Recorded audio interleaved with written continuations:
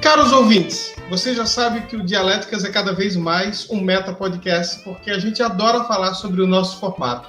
E para esse episódio, quase no final da nossa temporada número 2, a gente vai fazer um episódio um pouquinho maior, um pouco especial. Bela, o que a gente está fazendo de diferente, além de ter duas pessoas na mediação? Bom, a gente hoje tem 3 convidados para falar de um artigo muito interessante. Como o Gil falou, é um meta-podcast, então a gente vai falar sobre podcasts aí, falando sobre o perfil dos ouvintes brasileiros. Estou bem empolgada para esse episódio.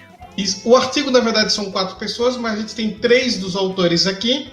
Os brasileiros doutorandos em comunicação na Universidade da Beira Interior e criadores do Brasileiros da Covilhã, Fábio Giacomelli e Tamila Grafolin, e o professor e pesquisador português Ricardo Moraes, da Universidade da Beira Interior e Universidade Europeia. Oi, Gil, obrigado pelo convite para estar aqui e falar da nossa pesquisa. É sempre legal trocar essas ideias, sobretudo aí com vocês que já têm um projeto de longo prazo, um projeto de podcasts em si, que vem cultuando a ciência dentro disso.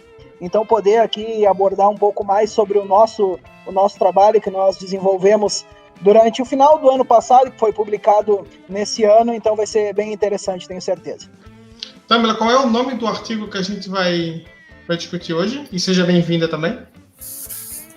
Oi, Gil. Oi, Bela. Obrigada pelo convite.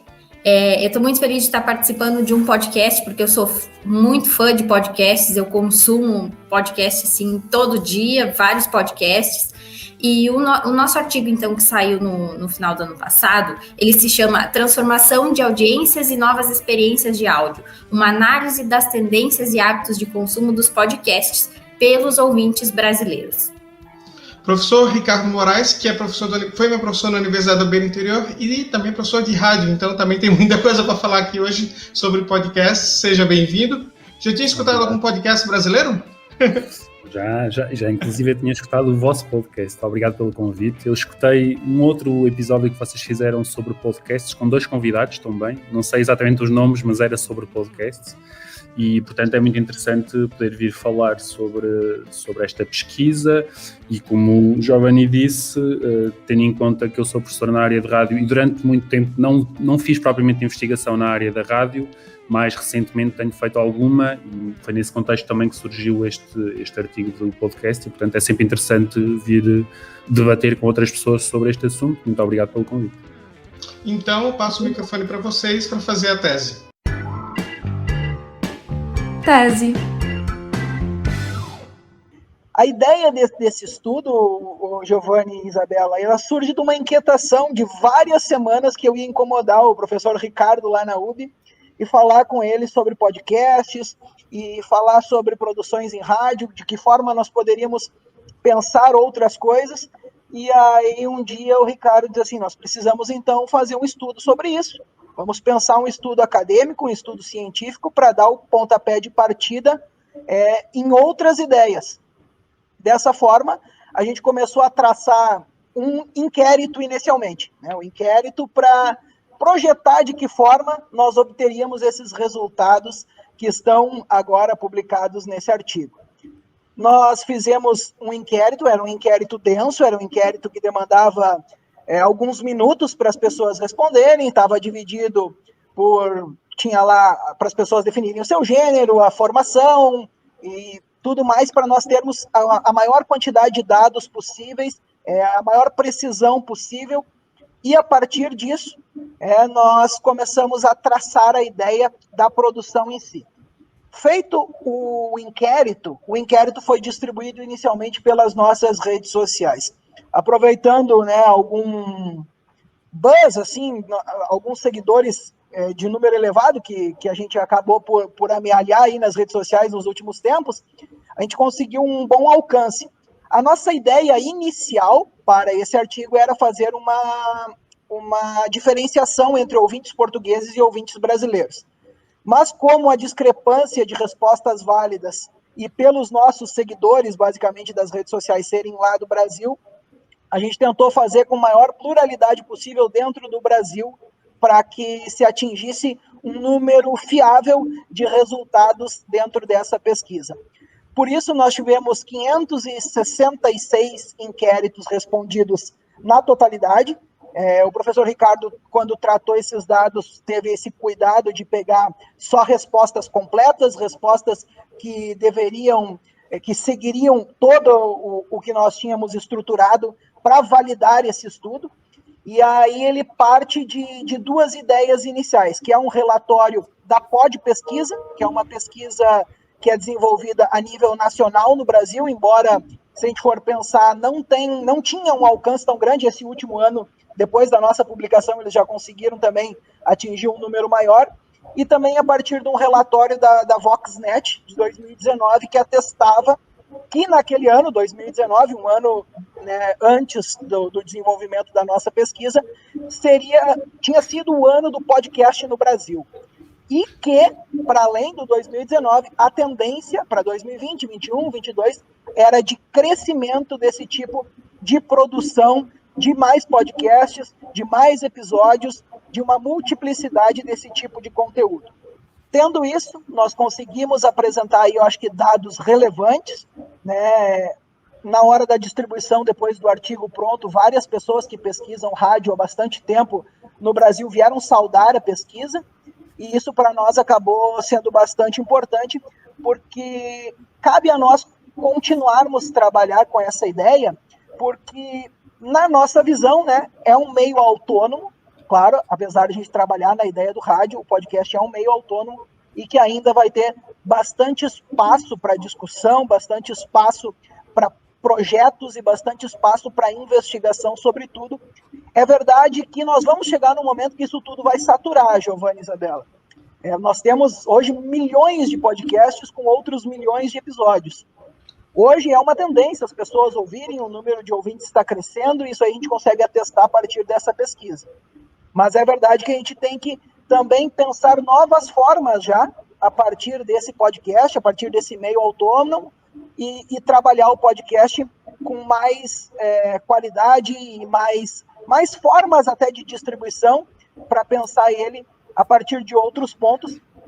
E eu acho que a gente consegue trabalhar isso de forma interessante nesse estudo, com alguns autores seminais da área do rádio, inicialmente, para depois trabalhar no podcast em si, né, como meio autônomo, como eu disse, e trazer esse espaço mais livre, mais criativo, com menos engessado, né, porque o rádio ele acaba por ser um pouco engessado, porque tem uma grade de programação, então o podcast ele é um pouco menos engessado, e isso nós conseguimos ver essa liberdade dentro da pesquisa que nós realizamos. Acho que o Fábio já disse, no fundo, praticamente tudo. Inicialmente, de facto, era uma pesquisa, o objetivo era fazer uma comparação, não foi possível, avançámos com este perfil dos ouvintes brasileiros. É interessante também dizer que o processo todo até o artigo ser publicado foi um pouquinho longo, e é importante também dizer que quem foi o editor dentro desta revista, isto é uma secção especial que foi criada neste número para falar sobre podcasts, e o editor foi precisamente o Dário Linhares, que é apenas e só um dos autores que nos últimos anos mais tem trabalhado também a questão do podcast, e nesta visão muito importante de pensar o podcast não apenas e só como uma tecnologia de distribuição de conteúdos radiofónicos, infelizmente ainda é pensado assim por muita gente, pelas próprias rádios, em alguns casos, mas pensá-lo como efetivamente um meio autónomo, criativo, que tem novas possibilidades em termos de criatividade, que abre a possibilidade a produtores independentes, mas que mesmo para os grandes players, os principais meios de comunicação, se o pensarem efetivamente, tendo em conta todas as suas potencialidades, podem estabelecer novas relações, nós acreditamos, com os ouvintes. Aquilo que o artigo nos mostra, no fundo, é que continua a existir ainda uma ligação entre, apesar de serem coisas diferentes, uma ligação entre rádio e podcasts. E também aquilo que dá para perceber é que talvez a estratégia das rádios, e podemos falar um pouquinho disso mais à frente, eu posso-vos falar de uma outra investigação que surge na sequência desta, talvez aquilo que as rádios estejam a fazer é tentar, através dos podcasts, precisamente ir buscar ou recuperar ou resgatar algumas audiências que não ouvem, entretanto, ou deixaram de ouvir rádio. porque se pensarmos que aquilo que nos dizem também os principais relatórios sobre a matéria, as pessoas ainda continuam a ouvir rádio, sobretudo nas deslocações quando estão no carro, trabalho-casa, casa-trabalho. Enfim, pensamos naquilo que foi a pandemia e pensamos que essas deslocações foram interrompidas, e isso ajuda a explicar muito daquilo que também foi o crescimento do consumo de podcasts, mas a verdade depois é preciso perguntar o que é que as pessoas estão a consumir quando estão a consumir esses podcasts, o que é que são esses podcasts na verdade, e isso depois remete para outros dados que nós temos também no estudo e que são interessantes, que têm a ver com as motivações, o que é que leva as pessoas a ouvir os podcasts, porque é que leva as pessoas a não ouvir mais podcasts, a questão da extensão é interessante, enfim, outros dados que podemos abordar mais à frente. E, portanto, eu acho que há aqui um conjunto para além deste trabalho, há um conjunto de dados que necessariamente precisam de ser explorados e, desde logo, em perspectivas comparadas. Aliás, um dos aspectos que mais interessou os editores quando foi feita a proposta para este artigo, ou seja, inicialmente, quando eles aceitaram e avançámos com o artigo, foi precisamente o facto porque há muita investigação no contexto americano, no contexto de língua inglesa, e ainda há pouca investigação relacionada com o podcast e com o perfil dos ouvintes, com o consumo, noutras latitudes. Uma delas é o caso português. Língua portuguesa, português-Brasil, português-Portugal, não interessa, mas é muito importante no sentido em que, precisamente, o que nos dizem os relatórios é que é, neste momento, se não a primeira, pelo menos a segunda língua que mais tem crescido em termos de produção de podcasts e, portanto, desde logo existe aí um interesse enorme em estudar a questão da produção de podcasts em português e depois, necessariamente, o consumo, o tipo de consumo, a relação desse consumo com a rádio, não para estabelecermos uma relação determinista entre quem ouve rádio tem que ouvir podcasts, nada disto, mas é importante percebermos qual é que é a relação que se estabelece, porque quanto mais depressa conseguirmos perceber essa relação, mais depressa podemos desenvolver também estratégias para a rádio, que é aquele eterno meio sempre ameaçado por tudo, pela televisão, pela internet, por tudo e mais alguma coisa, mas mais depressa podemos traçar estratégias que ajudem a pensar efetivamente aqui numa ligação e se calhar não tanto numa ruptura, como alguns acreditam, outros numa simples reprodução. Aquilo que encontramos na rádio é o mesmo que vamos encontrar nos podcasts e, portanto, acho que há aqui muita margem para se investigar. Quando a gente olha agora para os dados mais do Spotify, inclusive, quando nós fizemos o estudo foi no final de 2009, início de 2020. E 2019 já tinha sido considerado o ano do podcast, como a gente até destaca na nossa pesquisa. E o último relatório do Spotify de 2020 diz que o 2020 já superou o 2019 no número de ouvintes e no número de produtos na questão do podcast. O último relatório diz que, por exemplo, no último trimestre de 2020, o número de conteúdo dobrou em relação ao mesmo período do ano de 2019. Ou seja, se quando nós começamos a pesquisa já era um mercado em crescimento e um crescimento considerável, 2020, então, foi o ano que podemos até considerar que consolidou o podcast. Como a gente até refere, o podcast, por ser uma forma de comunicação mais democrática que o rádio, porque a gente sabe que o rádio demanda uma concessão, uma compra de um espaço, questões comerciais, o podcast é para todos produzirem, qualquer pessoa pode produzir, a pessoa pode começar a produzir como um hobby e depois transformar isso em algo monetizado, em algo que ela possa trabalhar continuamente, mas graças a isso nós encontramos a maior diversidade de conteúdo e de consumidores também. A pandemia ainda é cedo, porque ainda não há uma pesquisa concreta sobre isso, mas com certeza consolidou os podcasts, porque mesmo sendo uma forma de consumo individualizado, as pessoas ficaram em casa e cada um queria consumir o seu tipo de conteúdo. Antítese. Bom, uma coisa que eu gosto muito na pesquisa de vocês é a questão do inquérito, que eu acho que é muito difícil de trabalhar, porque normalmente é muito difícil de conseguir resposta. E aí, quando eu li a pesquisa de vocês, vocês conseguiram um número muito grande de resposta, eu queria saber como que foi essa coleta de dados, se vocês tiveram algum tipo de dificuldade, assim, você já falou que foi difícil conseguir o número de respostas de Portugal aí, mas demorou muito para poder conseguir as respostas do caso brasileiro, e quais foram as grandes dificuldades aí desse processo? Demorou um certo tempo, nós inclusive tivemos que estender um pouco mais do que o planejado, né, porque para nós conseguirmos alcançar um número que pudesse dizer assim, ó, nós temos agora dados fiéis, né, dados que realmente representam uma parcela importante da população brasileira. Nós demoramos, nós tivemos que talvez recompartilhar esse inquérito, acho que 4 ou 5 vezes, dentro dos mais variados nichos, né, de Facebook, Instagram, Twitter, que é devido muito, né, até pela pandemia, e no geral é o jeito mais fácil de tentar fazer as pessoas alcançarem esse tipo de conteúdo.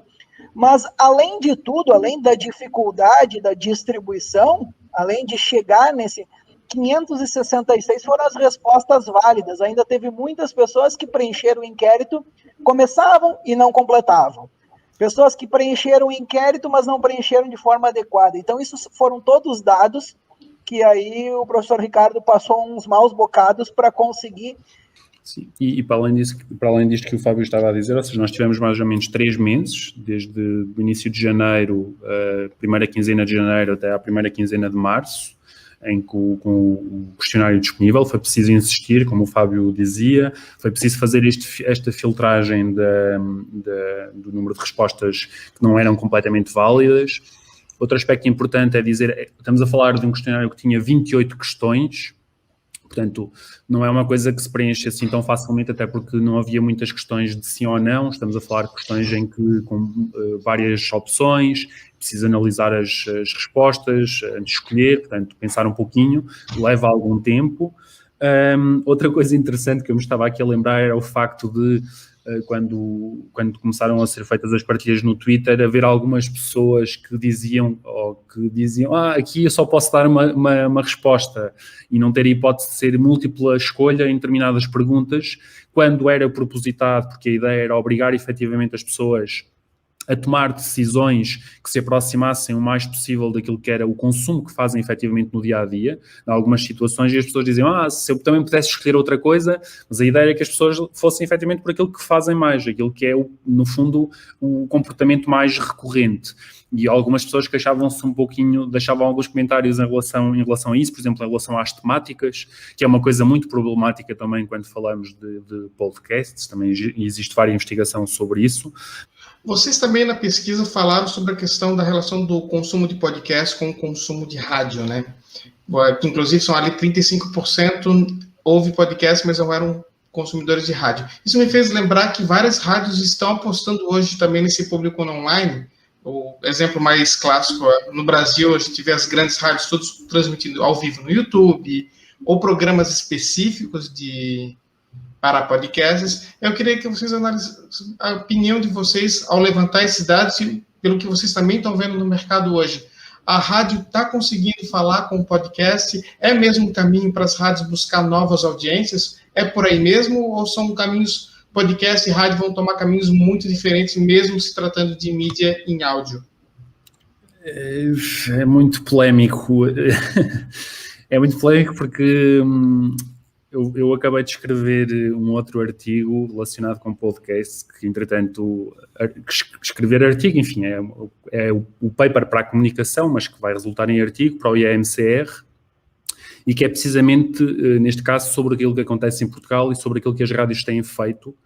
E a análise que está feita e que, entretanto, será divulgada e publicada, mostra que o que as rádios têm feito, no caso muito concreto português, é simplesmente pegar nos programas que têm nas grelhas, na emissão, e transformá-los em podcast. Às vezes até ainda aparece lá um recortezinho da publicidade, ainda ficou, porque ali o recorte não ficou bem feito. E, portanto, esse mostra logo o entendimento, se calhar, que as próprias rádios têm, por um lado, daquilo que é o podcast, ou pelo menos como elas o entendem, que no fundo é uma estratégia para conseguir chegar a outros públicos que não estão a ouvir rádio naquelas horas. E, portanto, é uma forma de chegar lá naqueles conteúdos muito específicos, o segmento do humor, o segmento do desporto, enfim, é isso que as rádios, grande parte delas, têm feito. E muito pouco, os números são reduzidos, cerca de 10% da totalidade daquilo que as rádios consideram nos próprios websites como podcasts, apenas 10% são efetivamente podcasts, neste sentido que os vários autores têm dito, ou seja, um meio autónomo, algo que é criado efetivamente para ser único e exclusivamente um podcast, no sentido em que não é uma parte da rádio que depois é recortada, do programa de rádio, que depois é recortado e colocado num podcast, nada disso. Ou seja, um podcast nativo, se lhe quisermos chamar assim, são muito reduzidos. A estratégia que eu achava que as rádios deveriam seguir era encontrar no podcast não esta reprodução dos conteúdos que já têm nas grelhas, nas antenas, nas emissões em antena, e encontrar uma nova forma de se ligar com os públicos, através do podcast, tendo em conta que o podcast também tem aqui uma possibilidade muito grande, se pensarmos naquilo que o Giovanni dizia, nas potencialidades das redes sociais, de interação com os ouvintes, de um conjunto de outras possibilidades, a começar também pela questão da duração, tudo isso. Acho que, honestamente, as rádios propriamente ditas ainda têm aqui um desafio para perceber o que é que podem fazer ao nível do podcast. Dizer também que no contexto português fala-se, vamos ver se avança, que um dos grupos, neste caso o grupo da Rádio Renascença, iria criar uma plataforma específica para a questão dos podcasts, no fundo uma espécie de agregador, não se sabe ainda muito bem o que é que vai ser, como é que vai ser, qual é que pode ser o resultado, mas fala-se que isso pode avançar, vamos ver se vai acontecer, mas existem muitas questões, é o que eu digo, cada questão eu acho que dá um artigo e uma tese. Tâmela, tu que falou no começo do programa que escuta bastante os podcasts, como é que tu vê agora para o cenário brasileiro, das rádios brasileiras? Olha, nas rádios brasileiras, pelo que a gente observa e consome, a ideia é a mesma das rádios portuguesas, é pegar um trecho de um programa que tenha mais destaque e transportar ele para as plataformas, seja Spotify e qualquer plataforma que seja, em forma de um podcast, só com recortes dos comerciais, e às vezes nem isso. É muito semelhante.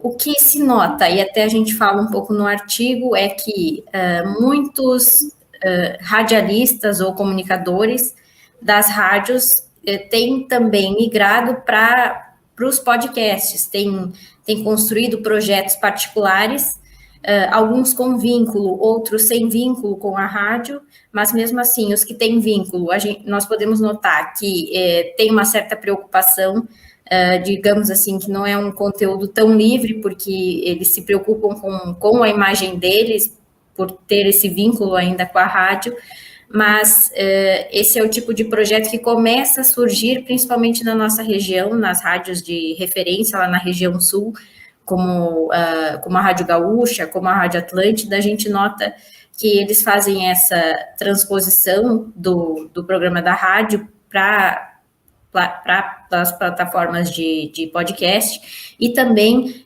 exploram, digamos assim, não exploram, mas os próprios comunicadores optam por criar os seus programas, criar os seus próprios podcasts, digamos assim. Eu até agora fui dar uma olhada nos podcasts mais consumidos nesse momento no Brasil, e a gente vê, e eu acabo de notar muita coisa sobre astrologia. Isso reflete muito o que a gente ouve na rádio mesmo, e até no próprio jornal, no jornal impresso, que nós temos o hábito de ver como é que está o nosso signo hoje. Isso também acontece nos podcasts. Se você for lá ver no top 50 do Spotify hoje, vários os signos todos no top 20, e depois muitos programas de entretenimento e de debate, isso é muito engraçado. E além disso, até uma coisa que eu pensei agora também, é a própria migração, não migração, mas agora também, além de pegar um programa de rádio e colocar na plataforma de podcasts, a gente vê também alguns youtubers ou comediantes, isso eu notei muito em comediantes fazem muito isso, que é ter o seu canal no YouTube, fazer uma entrevista que é postada no YouTube e depois só o áudio também vira um podcast. Eu não sei se eu posso citar nome, posso, né? Por exemplo, Maurício Meirelles faz isso. Ele tem ali o canal dele, que ele tem um podcast de achismos, mas também é um quadro, digamos assim, que ele faz para o YouTube. Ô, Tamela, se tu pensar, o próprio Joe Rogan, que é o podcast famosão dos Estados Unidos, tem vídeo, né? Inclusive, esse podcast aqui tem vídeo, né? Então, mas a gente começou primeiro com podcast, né? Depois que a gente mudou para vídeo. Permitem só fazer um complemento a essa ideia que a Tamela trouxe das rádios lá do Rio Grande do Sul, sobretudo, porque eu ouço muito rádio e ouço muito podcast. Eu ainda balanço bastante. Podcast eu deixo para ouvir, claro, os conteúdos diferentes, mas ouço muito a transmissão normal da rádio, tenho esse costume. E a Rádio Gaúcha em si, né, que agora é Gaúcha ZH, eles fizeram uma redação convergente e juntaram impresso, rádios, televisão, tá todo mundo junto. Eles têm 2 programas que se balançam muito bem. Por exemplo, o segundo programa mais ouvido de esporte no Spotify Brasil é o programa de rádio da Atlântida, que é uma rádio desse mesmo grupo. É a cópia do programa de rádio. Mas o terceiro ou o quarto, salvo engano, já é um produto independente, que se chama Bergamota Mecânica, onde 3 jornalistas, que são da editoria de esporte, né, da editoria de desporto, eles produziram conteúdos que eles não conseguem encaixar na grade de programação natural da rádio. Porque lá você, né, Giovanni, tu sabe bem que no Rio Grande do Sul a polarização Inter e Grêmio só se fala disso dentro do esporte. Não se há espaço para nada.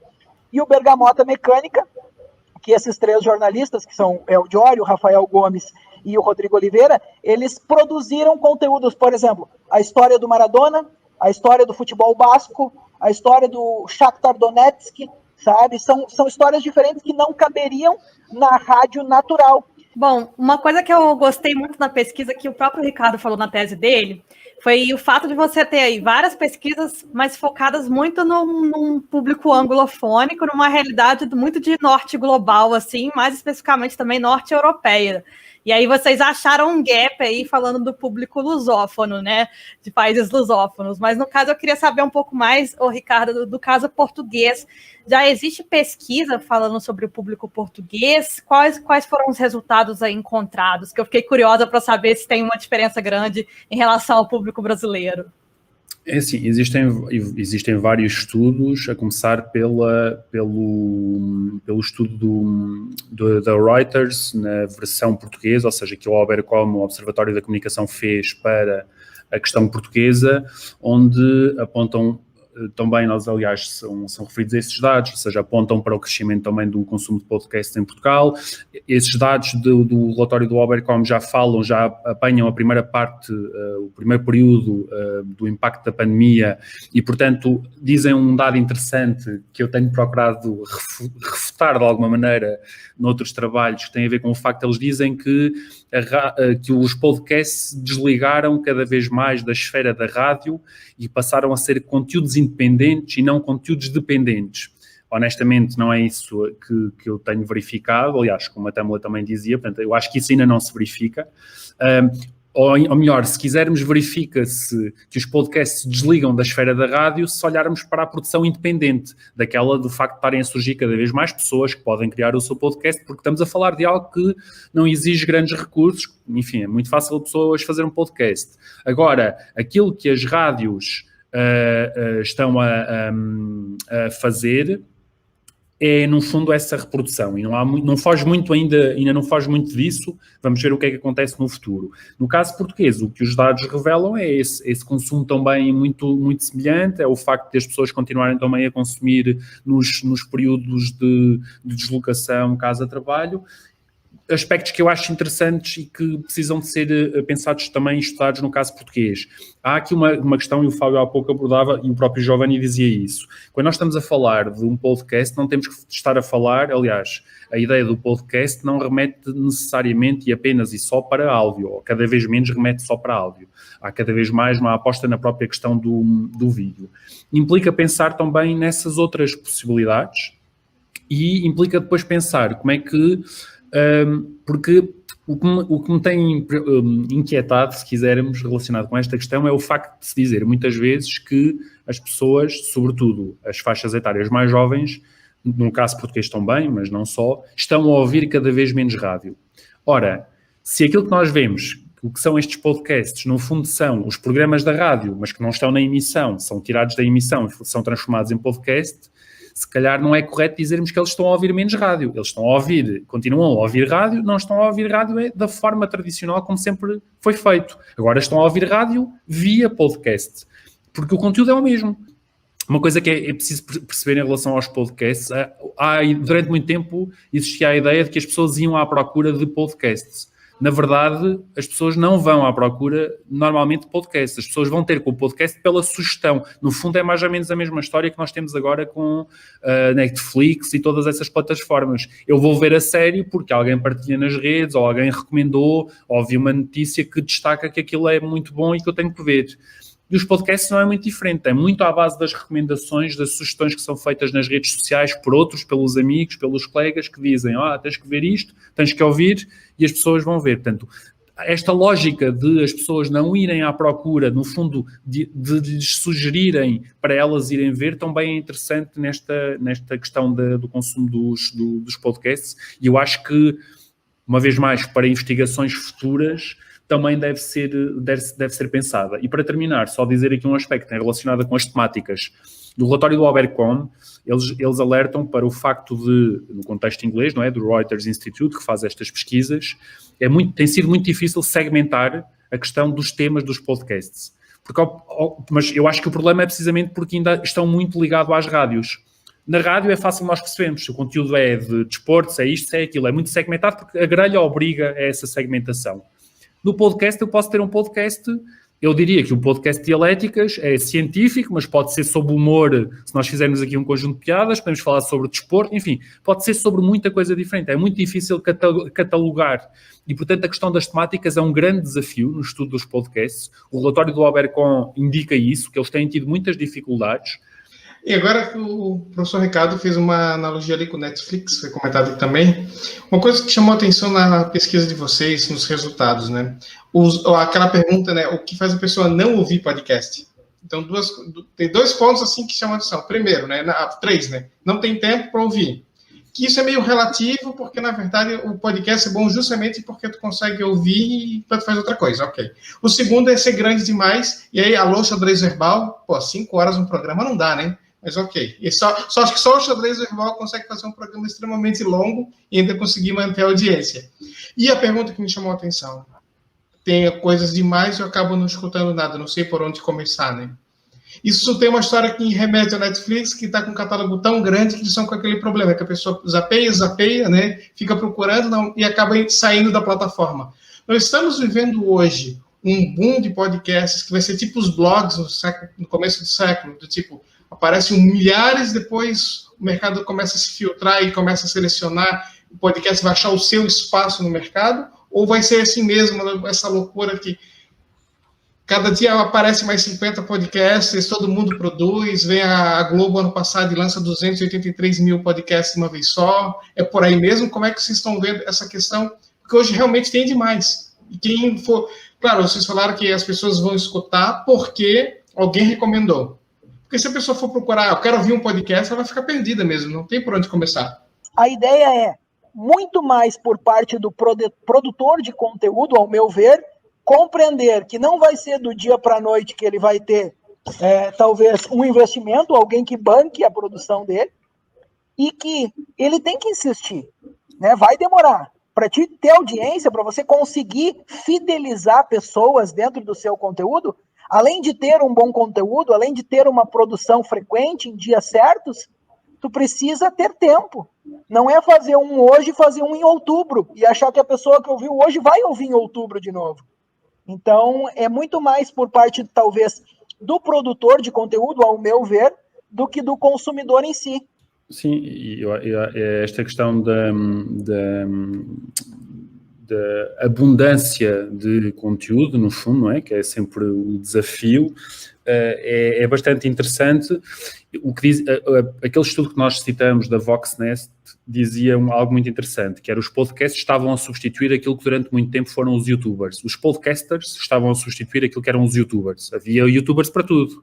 Para a coisa, enfim, mais ridícula, havia um youtuber e havia imensos canais. E que estavam a ser substituídos. E durante muito tempo, o podcast teve aquela aura que era, precisamente, como eu posso pegar no meu gravador ou no meu telemóvel e fazer o meu conteúdo, toda a gente fazia. Depois começou a ter os grandes players, o Giovanni dizia, a Globo percebeu, espera lá, está aqui o mercado, então vamos com tudo para este mercado. E houve imensos players que perceberam isso e começaram a entrar neste mercado. Aumentou ainda mais. Nós nunca deixámos de ter uma redução de conteúdo, estamos sempre a ter um aumento de conteúdo. Eu acho, honestamente, que isto vai ser uma coisa, até por isto que o Fábio dizia, que tem a ver com, em algum ponto, nós sabemos que nestas coisas de conteúdos gerados pelo utilizador, e depois até podemos meter empresas ao barulho, grandes meios de comunicação, em algum momento uma questão vai entrar, que é a questão de como é que isto se financia. Isto é sustentável ou não é sustentável? O que é que andamos aqui a fazer? Porque andar a fazer coisas só por fazer, ok, eu posso fazer, mas é o que o Fábio disse, se eu não tiver ninguém para ouvir, chega a um ponto que eu próprio vou desmotivar e não vou fazer mais, não é? Portanto, essa é a questão que vai marcar, eu acho, os próximos tempos. Eu diria que vamos ter ainda mais, sendo otimista, 5 anos de boom, isto vai continuar a crescer e vai surgir outra coisa, não sei o quê, mas vai surgir outra tendência, outro conteúdo, e a coisa aí vai mudar. Eu até brinco que eu nasci na geração errada, eu me considero uma baby boomer.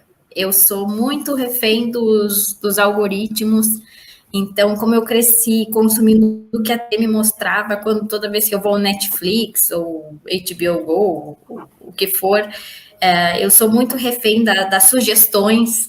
Você assistiu isso, então agora você pode gostar disso, disso e disso.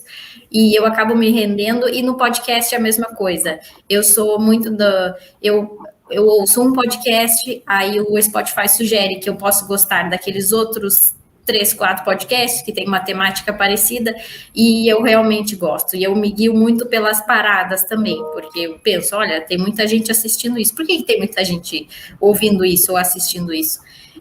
Então, é por isso que eu brinco que eu sou uma baby boomer. Eu consumo aquilo que as plataformas me oferecem, que elas dizem que vai se encaixar no meu perfil. Eu sou um pouco, talvez, preguiçosa para isso, mas tenho gostado do que eu tenho consumido até o momento. Síntese.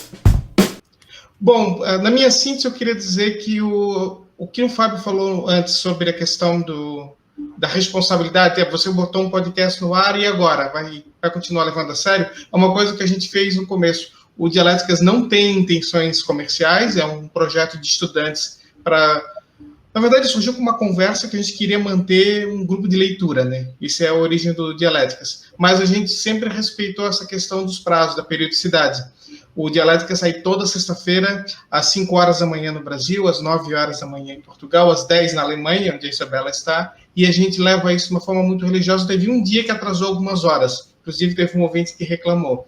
Mas a gente leva isso muito a sério, mesmo sendo uma coisa de lazer. A gente não é a nossa atividade principal, não é o nosso trabalho, mas tem que ter um pouquinho de dedicação. E deu um pouco de resultado. A gente já tem uma audiência legal que, inclusive, motiva a gente a continuar fazendo isso. Então, é uma coisa que eu já, inclusive, falei em sala de aula, uma disciplina que eu fiz apoio letivo esse ano na Universidade da Beira Interior, mas na hora de fazer um podcast, pensa nisso. E aí talvez seja uma alternativa para quem quer entrar nesse mundo de podcasts e não sabe por onde começar, quer começar a produzir, em vez de fazer um desses que ocorre toda semana, toda quinzena, faz um menor, faz um programa com começo, meio e fim, 5 episódios por temporada. Talvez pode ser um caminho até para a pessoa experimentar essa ferramenta, porque é uma responsabilidade, é uma coisa séria tu fazer, por exemplo, um programa toda semana, não é fácil mesmo. Isabela. Bom, uma coisa que a Tamela falou que me chamou muita atenção foi aquela coisa de ter muito podcast hoje que está muito linkado com aquilo que você vê no jornal. Ela deu o exemplo ali da astrologia. E tem um podcast que eu adoro, que chama Respondendo em Voz Alta, que é basicamente pergunta de ouvinte. E ela faz como se fosse ao vivo o programa, mas na verdade não é pré-gravado. E isso é uma coisa que dá muito certo também no podcast. Então, como o Ricardo falou, né, a gente falar que é uma coisa diferente não é uma outra forma de consumir aí o rádio, de certa forma. E aí a gente vê uma série de programas que são gravados ao vivo, por exemplo, com participação mesmo ao vivo do ouvinte. Ou seja, você falar que o rádio morreu e o podcast nasceu é errado, porque, na verdade, o que a gente vê é uma transformação do meio mesmo. Bom, eu já vou naquela ideia do que o professor Ricardo aborda dos 5 anos, porque eu acho que o podcast acabou por maturar muito nessa nova onda que a gente está vivendo dos podcasts. Vocês vão lembrar com certeza lá nos anos 2011, 2010, 2012, quando surgiu as primeiras ideias do SoundCloud, do Podomatic, onde a gente colocava os nossos primeiros áudios, as nossas primeiras ideias de podcast, e aquilo acabou, morreu e voltou com muita força nesses últimos anos, com mais ideias, com novas formas de produção e, sobretudo, de difusão, de espalhamento desse conteúdo. Eu continuo achando que o podcast é um meio muito mais autônomo do que um complemento da rádio, por exemplo. Acho que é um espaço onde as pessoas produtoras desse conteúdo podem, de fato, inovar. Não tem uma liberdade, tem uma liberdade muito maior que teriam numa redação radiofônica, então tem mais tranquilidade para produzir, mas seguindo na lógica da quantidade de produções que nós temos à disposição, quem quer se lançar nessa ideia dos podcasts, na podosfera, e quer conquistar a audiência, vai ter que, inevitavelmente, ouvir muito podcast, para tentar perceber de que modo ela pode se encaixar. Talvez seja difícil hoje dizer que não tem um podcast de um tema X. Talvez seja muito difícil. Não vou afirmar, mas talvez seja muito difícil.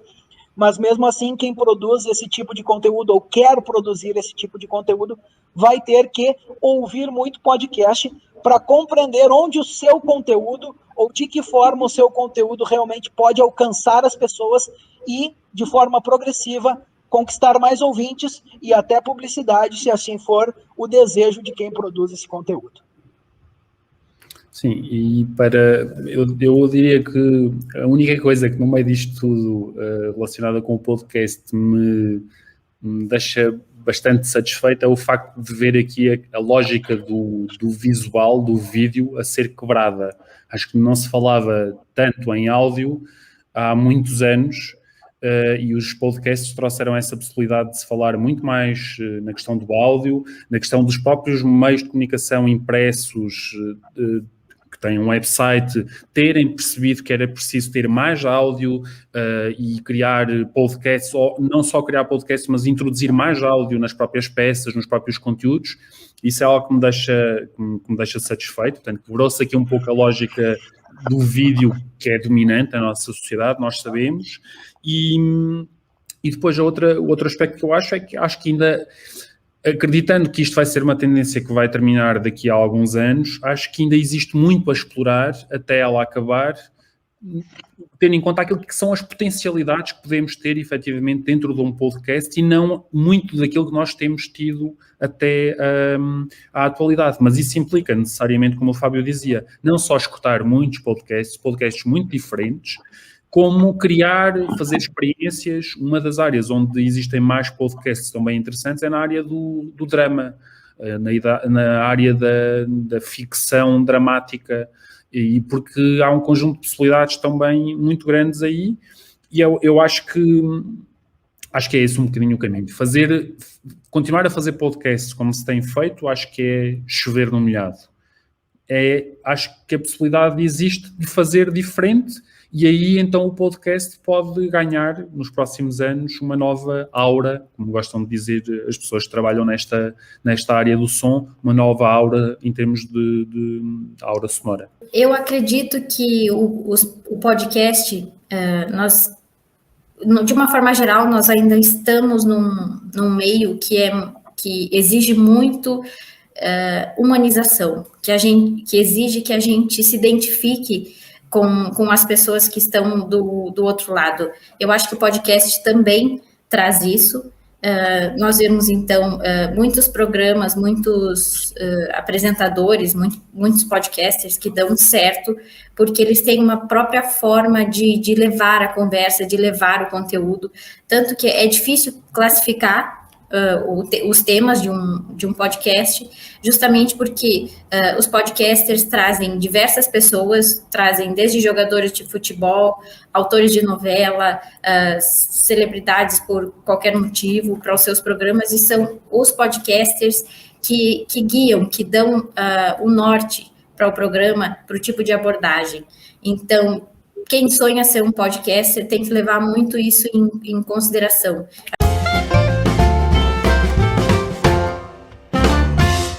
Bom, a nosso quadro de referências, eu vou começar sugerindo um dos podcasts mais interessantes do Brasil, o caso Evandro, que é uma temporada do Projeto Humanos do Ivan Mizanzuki. Por quê? Porque ele foi fazer aqueles podcasts narrativas sobre true crime, né, relembrando um crime dos anos 90 no Brasil. Fez um trabalho tão bem feito, mas tão bem produzido, uma pesquisa tão profunda, que ele conseguiu, inclusive, alterar talvez o rumo da história. Ele conseguiu alguns áudios que não haviam sido revelados até então.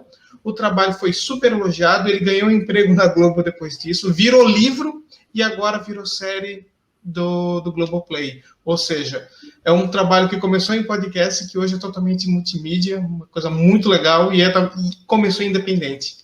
Bom, eu vou indicar o podcast 45 do Dialéticas, fazendo aí uma autopropaganda, que a gente fala sobre pesquisas em podcast. Foi a Luana que escreveu o artigo, e ela fez um estado da arte sobre pesquisas em podcast. Então, para quem quer saber um pouco mais sobre como anda as pesquisas sobre o tema, tá aí uma ouvida interessante. E eu indico, então, o podcast É Noia Minha, que, na verdade, eu acho que eu vou chover um pouco no molhado, porque é um podcast que está sempre entre os mais ouvidos, que é de uma escritora e roteirista, que é a Camila Frender.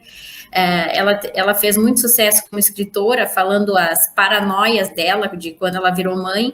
Então, ela lançou um podcast. É um podcast também que saiu um pouco só do áudio, ele também virou uma newsletter, que é a newsletter da Associação do Sem Carisma, e depois, a partir disso, da newsletter, também surgiram outros 2 podcasts, que é o Pepé Cansada e Calcinha Larga, todos com um cunho mais da realidade assim, feminina, digamos assim, o Calcinha Larga sobre mães, e agora elas têm ampliado mais a temática, e o Pepé Cansada de mulheres solteiras procuram, e o É Noia Minha é muito interessante, porque a Camila consegue levar no programa desde Leandro Carnal até alguma celebridade, até um comediante do momento, assim. Então é bem interessante a forma como ela aborda as temáticas, como ela deixa todo o programa de uma forma muito leve.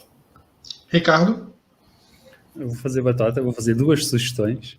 Uma teórica, que é este livro, que é Podcasting, da Audio Media Revolution, que é o livro do Martin Spinelli e do Lance Tan. É muito bom pelos questionamentos que faz em relação precisamente a tudo aquilo que é o entendimento que temos às vezes sobre podcast. E um podcast em si, não é? Não podia deixar, agora que vocês fazem todos uma recomendação de podcast, parecia mal, não fazer uma recomendação, ou fazer a recomendação de uma forma diferente também, que eu acho daquilo que é um bom podcast, que é do projeto de jornalismo independente, que é o Fumaça, e como eles fazem jornalismo de investigação, e grande parte da divulgação desse jornalismo de investigação, na quase totalidade, é feita via podcast. Não está nos tops de podcasts mais escutados, mas é verdadeiro jornalismo de investigação divulgado através de podcasts, e é uma recomendação que eu deixo a quem quiser explorar. Bom, eu vou recomendar o Potter Entrevista. É um podcast de um jornalista gaúcho que eu gosto muito, já vai com mais de 5 temporadas. Na primeira temporada ele abordou a final, que diabos são direita e esquerda, por exemplo. Depois ele falou se Deus existe. Depois ele abordou o conceito da pandemia e agora. Na temporada atual, ele já falou sobre perdão, o mote era perdão, jogava perdão e os convidados tinham que abordar o que vinha à cabeça da palavra perdão. E a última, né, a temporada que está agora no ar, se chama Histórias da Vida. E aí vocês imaginem a multiplicidade de convidados que passam por lá. Nessa temporada em específico, o Leandro Carnal, por exemplo, como a Tamela falou, esteve lá, como o Jackson Follman, o ex-goleiro que estava no acidente da Chapecoense, também esteve lá. E é o espaço onde o Potter diz que é para ouvir as pessoas, porque na ideia dele, nós hoje estamos ouvindo muito pouco as pessoas. Então ele só coloca motes para que as pessoas falem, então recomendo muito. O Potter Entrevista, eu gosto muito e fica a dica para vocês ouvirem.